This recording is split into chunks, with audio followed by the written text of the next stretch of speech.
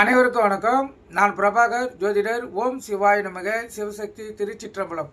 இப்போ நான் என்ன சொல்ல போகிறேன்னா, சில பேர் விபத்தில் மரணம் அடைவாங்க. அது எதன் அடிப்படையில் அவங்களுக்கு அந்த விபத்து ஏற்படுது? ஒன்று சந்திராசிரம் அடிப்படையில் விபத்துகள் ஏற்படும் ஜாத கட்டத்தில். இன்னொன்று இந்த கால சர்ப்பம் யோகத்தால் விபத்துகள் ஏற்படும். கால சர்ப்ப யோகம்னா ராகுக்கும் கேதுக்கும் இடையில் அனைத்து கிரகங்களும் மாற்றிக்கொண்டால் அவங்களுக்கு விபத்துகள் ஏற்படும். அந்த விபத்துகள் கூட்டு மரணமாக கூட அமையும். அது ஒரு அமைப்பு.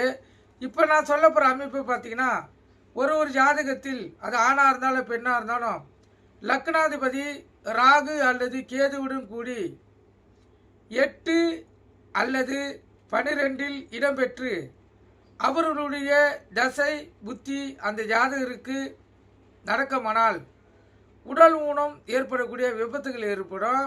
இல்லை இந்த மண்ணுலகை விட்டு மறையக்கூடிய அமைப்புக்கான விபத்துகள் ஏற்படும். இப்படிப்பட்ட காலங்களில் இந்த ஜாதகர்கள் மிகவும் எச்சரிக்கையுடன் இருக்க வேண்டும். கருத்தில் கொள்ளுங்க. ஆனால் நட்பு ஆட்சி உச்சம் பெற்ற ஏதாவது ஒரு கிரகம் மேற்கொண்ட ராகு அல்லது கேதுவுடன் கூடியுள்ள லக்னாதிபதியும் பார்த்தால் அவங்கள் இதிலிருந்து சிறு விபத்தோடு தப்பிச்சிடுவாங்க. கருத்தில் கொள்ளுங்க. ஆனால் பார்க்கவில்லை என்றால் கண்டிப்பாக ஏதாவது ஒரு வாய்ப்பில் அவங்களுக்கு விபத்து ஏற்படுத்திடும். அதாவது குளிக்கணும், ஆற்றுல குளிக்கக்குள்ள, குளத்தில் குளிக்கக்குள்ள, கடலில் குளிக்கக்குள்ள, ஏரியில் குளிக்கக்குள்ள உல்லாசமாக தான் குளித்து கொண்டு இருப்பார்கள். இந்த அமைப்பு இருந்துச்சுன்னா ஏதாவது புதக்குழியில் மாட்டிப்பாங்க, இல்லை சேத்துல மாட்டிப்பாங்க, ஏதாவது பிரச்சனை கொடுத்துரும். அதனால் ஜாதகத்தின் அடிப்படையிலேயே இது போல் மரணங்கள் வரக்கூடிய வாய்ப்பு ஏற்படும்.